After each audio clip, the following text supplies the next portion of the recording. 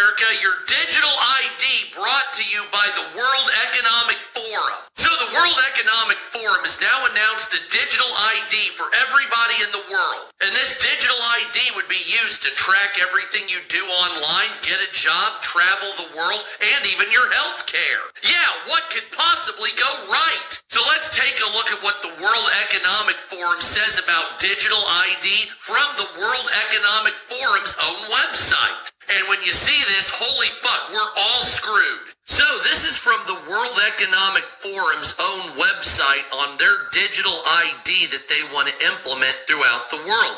Let's take a look at all the facets of the digital ID and what they want to bestow upon the population of the world. First of all, financial services, digital IDs to open bank accounts and carry out online financial transactions, followed by food and sustainability for farmers and consumers to verify produce and to enhance the value and traceability of supply chains. Don't forget travel and mobility. You can use your digital ID to book trips and go through borders. I'm sure you'll have to have it at some point. Here you go, humanitarian response. Access services to demonstrate qualifications to work in a foreign country. So I guess borders are gone with it when it comes to work.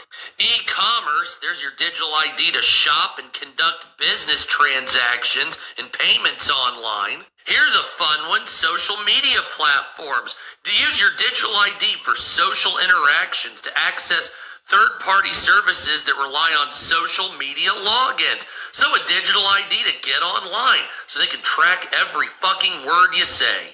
Then, of course, they'll arrest you for hate speech. To anonymity on social media. In our countries, no one can walk the streets with a mask on their face or drive a car without a license plate. No one can send packages without showing an ID or buy a hunting weapon without giving their name. And yet, we are allowing people to roam freely on social networks without linking their profiles to a real identity. This paving the way for misinformation, hate speech, and cyber harassment, because it is facilitating the use of bots, and it is allowing people to act without being held accountable for their actions. Such an anomaly cannot continue. In a democracy, citizens have the right to privacy, not to anonymity or impunity, because with those two, social coexistence would be impossible.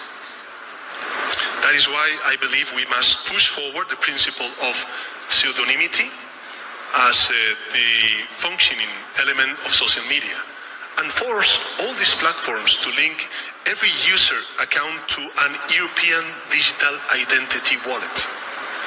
This way, citizens could use nicknames if they want, but in the case of a crime, public authorities will be able to connect those nicknames to real people and hold them responsible. Because accountability is not an obstacle to freedom of speech. It is an essential complement to it. What we are saying, we have to create the rules for globalization. Right. Globalization needs rules. It has to be... And who would make those rules and who will make sure those are observed? That's a big problem which we have in the world. We have a lack of global governance. Right. If we look at the UN, if we look at the G8, at the international organizations, they are not enough.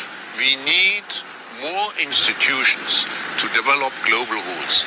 But I would add, those global rules should be not only be developed by governments, but by civil society.